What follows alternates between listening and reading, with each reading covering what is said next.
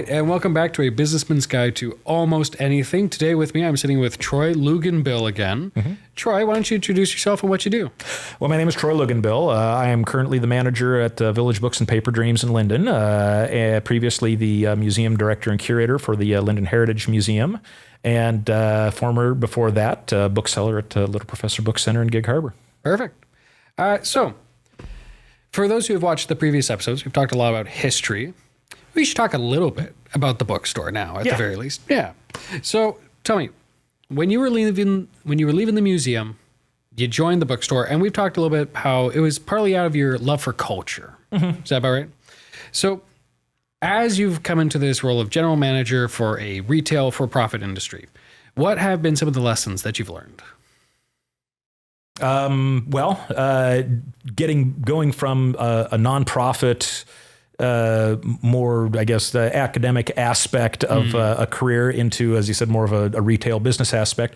One of the things that has surprised me is that all of the things that I was learning about in anthropology and early demographics and culture and things when I was getting an associate or a bachelor's degree in anthropology and archaeology.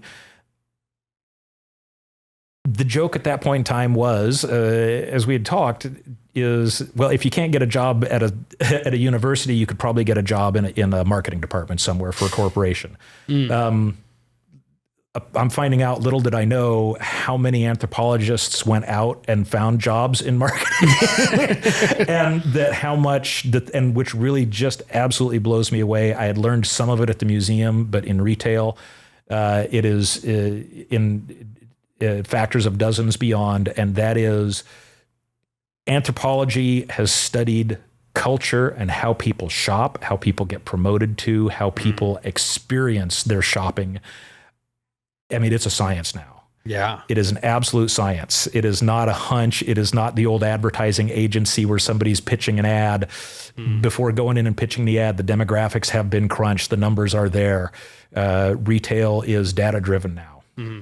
Well, it's amazing how much of human behavior really can be quantified. I mean, if you want to go for the most intense marketing experience of your life, go to Las Vegas. Yeah. I mean, when you sit down and realize Las Vegas is 100% marketed, that experience is from the moment you see the idea of Las Vegas to you leaving Las Vegas, somebody has determined and attempted to implement what your experience is going to be every step of the way. I remember one of the ones, I met a fella and he would build casinos. And it's just kind of neat to meet someone who's in that kind of field. And he was telling me, you want to know how it is that they keep you in the casino and you're feeling great and you keep spending money? They take out the clocks? I don't know. It's because of the oxygen. Underneath the floor, they got vents that are pumping in pure oxygen, which is like effectively a high for us. Yeah. And you're just like, I feel great. I think I'm going to take the next roll. I'm going to try again. It's brilliant. Yeah. Oh, yeah. I never would have thought of that. Son of a gun.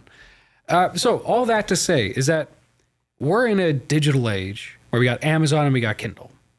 How are you guys keeping your bookshop relevant? The same way I think that every good retail and successful retail that is not dealing in basic consumer needs is. The concept is now... The concept back in when I first started as a bookseller at the Little Professor Book Center, the concept of retail was figure out what people want and sell it to them. That it's all about the product. It's not about the product anymore. It's about the experience. Yeah. Retail therapy is an absolute real thing. And it amazes me how many people shop at the bookstore, at Cheeks next door, downtown Linden at the various places, downtown Bellingham, Seattle. I mean, they go there for the shopping experience of finding something that they feel they need, doing it in a pleasant environment, having fun and ideally connecting with somebody in the process of doing that. And whether that be a friend, whether it be the retail clerk, whether it be the person shopping next to you, but somehow making a contact, and that oddly enough, the thing which you've purchased is a memento of your experience retail shopping. That's interesting. Yeah. So, and books are fabulous because books are already an experience. And that is an experience which is, so you're seeing a pattern repeated at the end of a book. You've read through a book. You may not keep the book, but you keep the story because the story, if it's a story you want to keep, that book is a memento of the experience of reading that story. It's physical proof to your brain that this actually happened. I read this story and it's cool. It's almost like an achievement. And then we even put it on our walls and we show off that, hey, look at this book that I have. Yeah. Yeah. So it's like, it's interesting to see that retail has now changed from it. I mean, it's a constant experiment in psychology, individual psychology.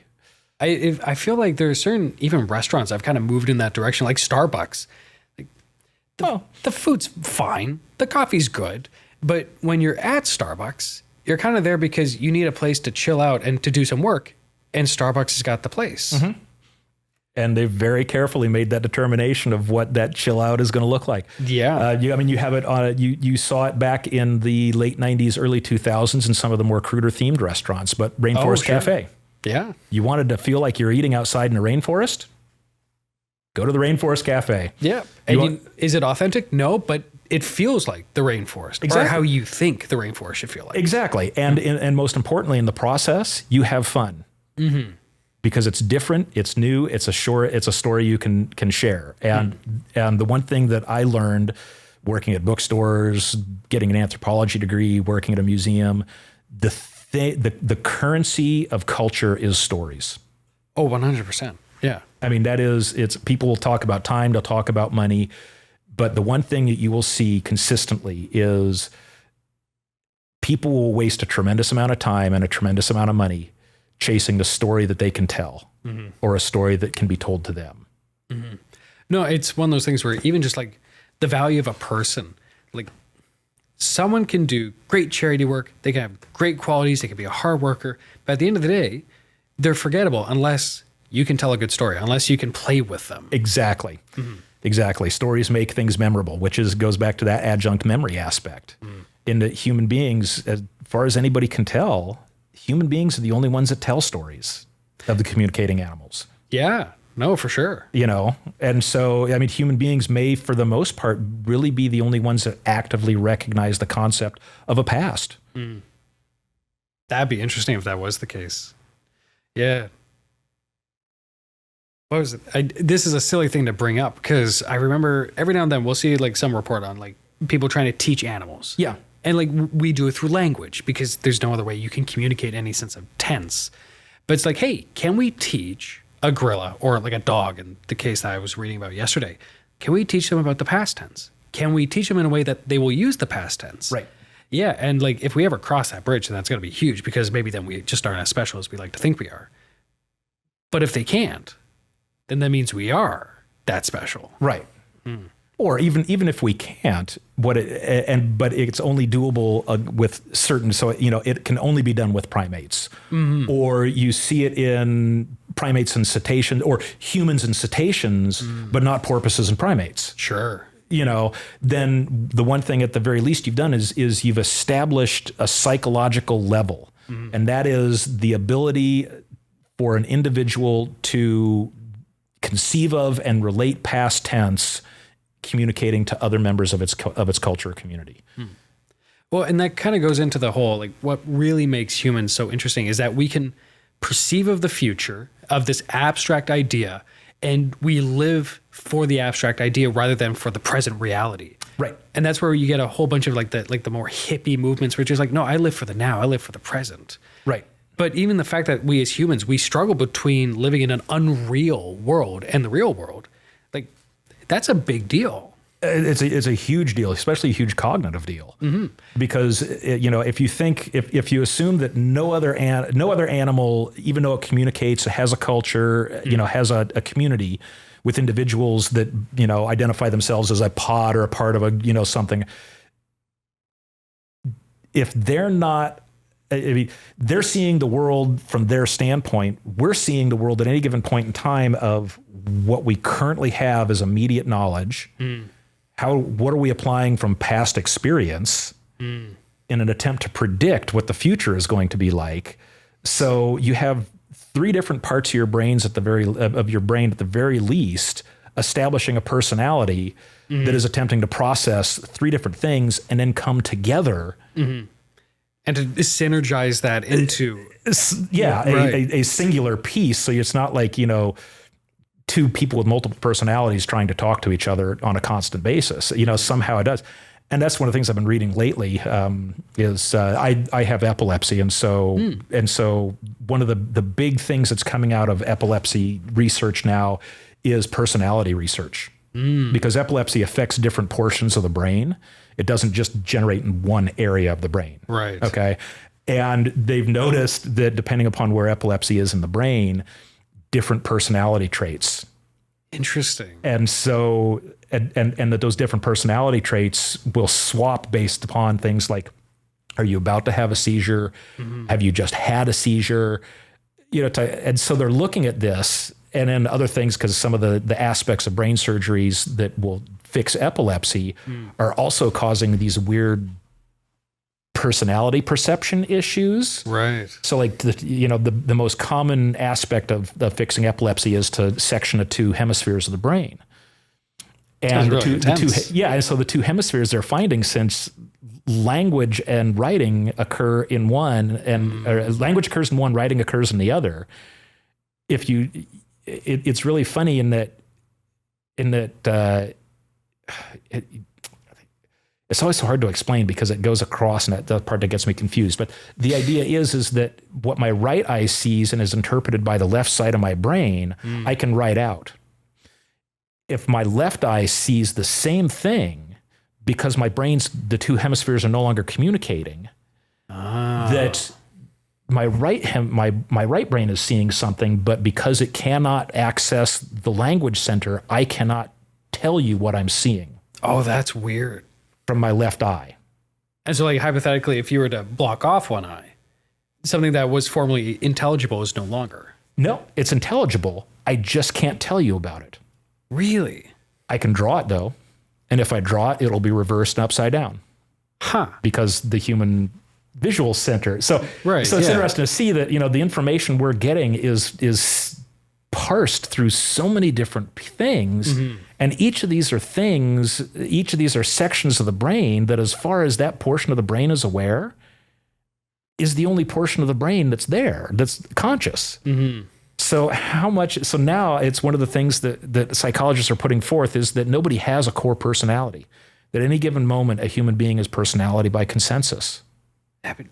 That's kind of interesting, because I've heard how people change according to the behavioral environment that they're in. Yeah. And that can sometimes be really dramatic and really stark, especially if you're someone from like a third culture kid, effectively. Someone who is born from one culture, but they're living in a different culture. And they're switching when they're in their different primary environments. And some people will even change how they speak, and then we get into code switching and all that kind of stuff. Right, when you get learning new languages. But no, one of the things like you're saying is that they're finding with the cross-cultural kids is that one culture, when they're operating in the personality of that culture, and they're in that culture, and their peers are in that culture, they will act as a completely different person. Yeah. They may be more angry, or they may be more happy. They may be more sad. They may have characteristics of being more extroverted versus introverted. And then you swap them over to a whole other culture, and a whole other section is now processing of the brain is processing that. And you'll see their personality switch. They're seeing it in dementia and Alzheimer's patients as portions of the brain come offline. Really? You see their personalities switch. And so the question is, how many people are there actually in our brain? How many of them are shouting over others? I suppose that especially makes sense with like the Alzheimer's case, where you have people who regress, and all of a sudden they are a very accurate representation of who they were exactly 26 years ago. Exactly. Yeah. Oh, that's fascinating. Yeah. And so that's what looking at it. And so you begin applying this to retail and to how groups are thinking, and it is being applied to group retail especially. But it's really interesting to see in the concept right now among leadership and management of retail is the idea of creating store cultures. So that regardless of what your personality and culture may be outside of the store, when you're in the store, you adopt part of the store's culture. Yeah. Oh. What does that culture look like? You know, not just as a teamwork between staff, but how does that store then as a culture relate to another store, to the store next door, to, you know. So like how does that take place in a retail location? Is it just like you play music, you paint the walls, you put up art? That's the primary physical aspect. More and more now they're getting, at least in the book selling industry, into and the book selling industry, from what I've seen, is taking this from big retail industry. So like Target, you'll sit through a training portion of how to talk to a customer. Don't ask a customer how their day has been, because their day may be bad. And you don't want to elicit, and you don't want them to realize that. Gotcha. Welcome to our store. Welcome to our culture. We're here to say it, you know, literally find a statement. One of the things is in Ghana, the greeting, if you translate out the greeting of what we think of as hello in Ghana, not Ghanese, but whatever the language is, it translates out as, I see you. Okay. The reply to that is, I see you too, and I'm making you real. So the first thing that people do in the Ghanese language, or, you know, in Ghana and that language group, is to acknowledge that they're both real people. You know, there may be any number of reasons for that, for ranging from, you know, the Vikings used to do something very similar because of ghosts. So, you know, you just didn't go around telling anybody your name immediately. Okay. You waited to make sure that they weren't a ghost. And you greeted them in certain fashions because a living person could greet you back in the right fashion. A ghost couldn't. I did not know that. That's really funny. Yeah, it doesn't exist much anymore. Yeah. That would be a funny way to treat a client or a potential customer as they come in. It's like, hey, are you a ghost? Are you a ghost? You? Ghost? Spirit? Human? Glad we got that cleared out of the way. So, you know, there could be multiple reasons, but today I think, you know, given just sort of the general background and ability that technology gives us to dehumanize people, the concept of somebody walking in a store and you literally saying to them, I recognize you as an equal human being, is almost, I mean, it's really stilted and is not something that, but I wouldn't be surprised if a level of practice or some methodology occurred over the next generation. As Americans or Westerners, or, you know, when they move into a public establishment or public area outside of a family circle or a church or, you know, small sub-community circle out in their regular community. For that language to start being adopted, So, yeah, some form of that language or that concept being adopted, and that is, you're human, I'm human, hey, we're equal. That's interesting because you really see that, I think, prominently in like the more progressive circles in our Western society, where a lot of the language is like, hey, I feel seen. Yeah. Or, I want you to know that I see you and I hear what you're saying. And again, like even down to the human element, it's like, hey, we're all just humans. It's really emphasizing that universal element. That is interesting. Yeah, and so it's that empathy, that somehow finding a way to create an empathetic response in greeting. And of course, it is still business, and so retail is going to use that to create a dopamine reaction, so that when you walk in and you walk into a place that is empathetic to you, even if you are having a bad day, you know that you're coming in and they're going to let you have a bad day, and it's going to be okay that you have a bad day. They're not going to ask you about it. They're going to let you be the one that comes forth as to what it is, but they're going to serve you as good as they've ever served you. They're going to have the best product that you've ever wanted. They're going to be there for you know, it's this weird, retail therapy, retailists, sellers are almost becoming a weird sort of therapist. Yeah. In a very small, very currently socially undefined way, but I see that way getting much more defined as a cultural mechanism. So here's a thought, and let me know what you think of it.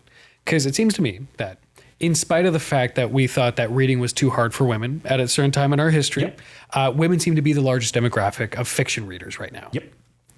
Do you think that real conscious emphasis on like the empathetic, the really warm environments, do you think that's just especially valuable to books because perhaps that appeals more to the women buyer? The old aspect of women are more empathetic than men. Yes. No.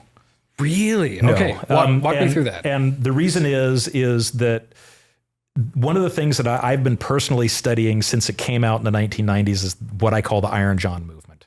Iron John. It was Gen X getting rid of toxic masculinity. Gotcha. Okay. The problem is, first thing you got to do is be able to accurately identify what toxic masculinity is and isn't. Famously a not controversial topic right now. Right. It hasn't been up for discussion for like 3 generations now at all. But the reason it's called the Iron John movement was because there was a book written called Iron John. And it was about toxic masculinity and how to deal with it. So you'd go on to, the masculine campouts where all the guys get, guys' nights out where instead of getting, totally drunk and falling over and doing something stupid, you talked about your feelings and did that kind of stuff. That sounds super fun. Yeah. So even today, men are like, but that's based upon really old, really outdated Victorian concepts. It is not something which is, if it was truly a physiological or biological issue, you would see it across cultures. And you don't. You see men and women empathize differently across cultures, across history. The one thing it does seem to happen is that it does get split into gender roles for some reason. I think that's just something inherent in that concept of humanity as gender roles. Again, could perhaps just be like for the sake of simplification for the understanding of reality. Yeah. I don't know, but we separate things out into gender roles, and empathy and cultural communication is one of those. Yeah, we identify that as more archetypically feminine for whatever reason. Right. And yeah. So no, I don't think that's something as a piece that's the reason. I think the reason that women, because if you take a look, it's not that women read more than men. And it's not that they read more fiction than men do. Women are more likely to read mystery and romance. But I think that probably has to do more with what the gender role is, in that if you take a look at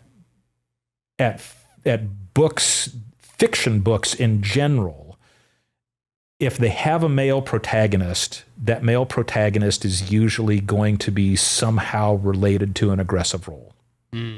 Okay? Police officer, military, business, Not necessarily violent, but aggressive. Aggressive. Yes. That aggressive, I've got to be out there role, an extroverted role. Okay? Whereas women are classically in books relegated to an introverted, non-aggressive piece, which is just naturally more domestic for whatever reason. Not domestic, more more inclined to the behind the scenes work and the intuitiveness of it. So detectives. Oh, okay. Mystery figures, somebody who is not at the forefront of the whole thing, but is the one who is off to the side and seeing things from the feminine angle. The angle, I guess, thinking about male and female roles, gender roles, maybe that's one of the primary aspects that we're looking at, is that males take on more of the direct role, women, feminine-wise, culturally take on more indirect roles. Possibly because of child rearing. I don't know why. And it's purely supposition on my part. Sure. Just a flash intuition. But yeah, so mystery writes to that. And even if you take a look at Stephen King, or horror or thrillers, the people in those compared to the people, the protagonists in a Stephen King book are not the protagonists, the same style of protagonist as you're going to find in a Clive Cussler book. Sure. Okay. Even though they both may be dealing on some sort of international or even extra global level of something or other, they just aren't going to operate the same way. Stephen King's characters are going to operate in a much more indirect, subtle, intuitive fashion than Clive Cussler, who is going to go out and get the information by God and solve the damn problem. Continuing with that mystery element, it's probably why like Agatha Christie's always had such a prominently feminine audience. Exactly. So women, just like men do, look generally towards their cultural role models, and mystery and romance, women are presented as the protagonists. And so I think women are just simply more likely to identify with that because the protagonists, even if they are men, are much more feminine from that standpoint of being more introverted in the process and more intuitive in the process of the storytelling. So continuing on with a bit more of the business angle with that then, what do you find are the books that you guys are selling the most? Like what's becoming your bread and butter at your bookstore? Oh, goodness gracious.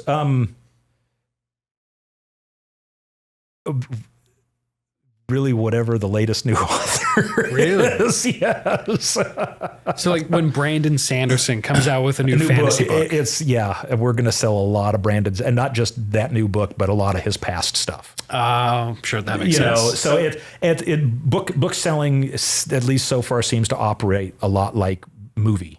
It's your latest favorite author, director, actor, actress is coming out with a new movie. You're going to go see that, and then you're going to go back for nostalgia's sake to the other ones. Right. Or if it's latest in the series, you're going to go back and catch up because chances are it's come out well after the last of the series. You can't binge watch books, unfortunately. Yeah. Are you familiar with the series Wheel of Time? Oh, yes. Yeah, right. I read those books. It took me a year. For those who don't know, Wheel of Time is like the longest fantasy series ever published. 27 in the series? I think it's 14 books, but it's got like 27,000 named characters or something outrageous like that. Wait, Wheel of Time, Robert Jordan, Wheel of Time, not Game of Thrones, because Wheel of Time is... I think there's 27 books in the Wheel of Time series. Maybe if you include some of the extra books. Well, yeah, because I guess that he wrote a lot of things that became series that spawned off of the same. Oh. So like a character would leave the main storyline but still continue on. Oh, and then interesting. Pop in at later. I definitely didn't read any of those. Oh, you didn't? Okay. No, because the main 13 or 16 books, whatever, because Brandon Sanderson had to finish them off. They were... Yeah. I did not find them to my taste, but I finished it because I was a masochist. They're so long. Like, they're the biggest books ever. And I knew a fella that read all of them in like 3 months over the course of a summer. And I thought, that's outrageous. Why would you do that to yourself? That is the equivalent of like binge watching the longest Netflix series it's The Office, all 9 seasons every week for a month or for a summer. That's insane to me. Yeah. I respect the people who can read that much in volume because that's genuinely impressive. That's a real skill. Yeah. Well, but it's what people want. Yeah. It is what people want. I mean, it's Game of Thrones is again, one of I got through halfway through the second book. I just like this. I just don't have the time to keep track of everybody. I know, like you have to have like an index over here. Yeah, and it's Tolkien did a great job of that, but he didn't. That was all included in the annotated bits surrounding the primary story, as opposed to folding everything in all at once. But again, people can't get enough of Game of Thrones. Well, maybe they're kind of done with it now. Oh, I don't know. All the people that I know that are Game of Thrones fans, they just want more. I mean, and that's the one thing we're seeing. I've noticed across all media, that franchise concept. Yeah, it's just content. It's just you love the universe and you want to see more things. I mean, it's where you love the universe more than the actual story. And it's one of the things that I really am glad that Tolkien's family never did. Yeah, because they have the ability to just let Middle Earth go and let people add to it, and people would do it ad nauseum. But it's like Star Wars is sort of get watered down. I mean, it's the one thing that don't get me started on that. Don't even get me started. But it's Star Trek. I mean, it's that franchise piece now in which it almost doesn't matter how good the story is as long as it's told in that universe. Yeah, there seemed to have been a time where, and I think like Lord of the Rings still has a lot of this, where it's that prestige to the name. Yes. And part of that kind of was, for better or for worse, from the lack of all that there was. It's like there was only 3 Lord of the Rings movies and 3 real Lord of the Rings books for the longest time. Right. And then they had like some extra books that were all good, but they were for the hardcore fans. Now we're at that point where like Star Wars is coming out with a new show every 6 months. Right, exactly. It just sort of becomes the common. Yeah, and it does, like, people want that content because they do love the world, but Star Wars is historically like people aren't caring the way that they used to anymore, which is such a shame because that was massive back when it first came out. It was, but the thing is, the one thing that they'll never experience though is that nostalgia. Yeah. And that's the reason it's becoming more common. That's the other thing we're seeing in retail too, is nostalgia. Really? Oh, yeah, the gift items are it's nostalgia sells. So like we just last summer started carrying, I don't know if you recognize, blackjack, gum. What were the other? It was an old bunch of gum from the 1970s. Really? Yeah, big red, blackjack, wintergreen, and they were super popular back then. And then they died out in the late 90s because people started, I don't know whether it's people started getting dentures and they couldn't chew gum anymore. Or they just stopped chewing gum because they didn't like it. But Right. your childhood favorites you weren't doing anymore. But now someone brought them back? Someone brought them back. Oh. And so we've got our display of old gums that people will come in, and people who are my age or older will go, oh, I remember that gum. And they'll buy it. Mm-hmm. Just because they want to know if their youth still tastes the same. Right. And like that's always going to have a certain amount of selling power. Exactly. Yeah. And that's the thing. And that's where you take a look at some of that piece that we're talking about with nostalgia being a driver for franchises. Mm-hmm. In that, for us, it's nostalgia. I mean, the one thing I will always remember about Star Wars are the first 3 movie screenings of Star Wars and going and sitting at those and being so excited. I mean, as opposed to, hey, there's a new Andor coming out, and Andor was a really good show, and I'm looking forward to season 2, but I am not looking forward to it the same way I was looking towards Empire that Strikes Back. No, I remember, because like I grew up in that time where I was just flooded with Star Wars stuff because the prequels were just coming out and kids had everything that they ever wanted. And then I still remember I remember the day I proposed. I remember my marriage. I remember the birth of my child. I remember the day Disney bought Lucasfilm because I knew that day I was going to get another Star Wars movie. And like, it is weird because it's just oddly salient. And up until that point, every day I would check the news for Star Wars news. And when it came out, it was the best day of my life. Yeah. Until I got married.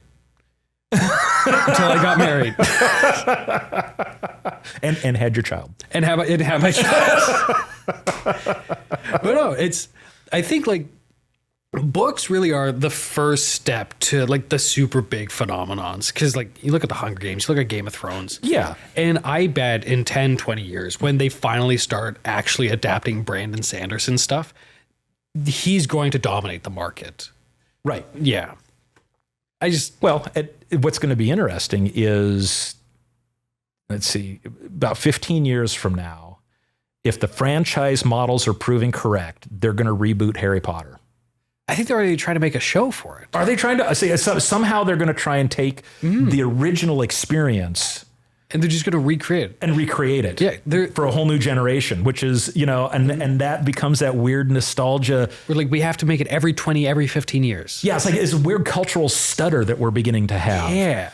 And then eventually that's probably going to get so fragmented where all of a sudden we're going to have the new ones at the same time as the old ones. Yeah, because you'll be able to access them, via whatever media outlet source you've got. So I know it's like it got into the culture wars a little bit, but because they're casting for the new Harry Potter show and they're getting some big names for some of the big actors.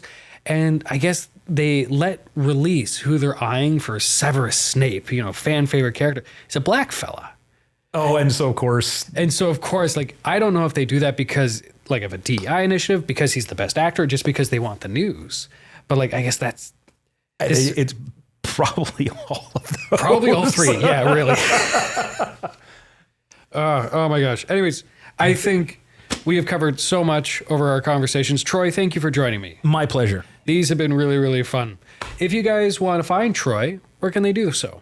Well, you can find me down at the Linden Village Books and Paper Dreams at the inn at the Linden and the Waples building, right there on the corner of 5th and Front. Of course, you'll find me. But you'll also find a tremendous number of really cool books. Those are good gifts. too. Yeah. And you guys can tell Troy all about your favorite hot alt history takes, and I'm sure he'll have a response for each of them. Oh, absolutely. Absolutely. Even if I, have to do it just because I want to argue. Well, Troy, thank you for joining me, and thank you guys for joining for this episode of A Businessman's Guide to Almost Everything. Until next time, take care and be well. Bye-bye.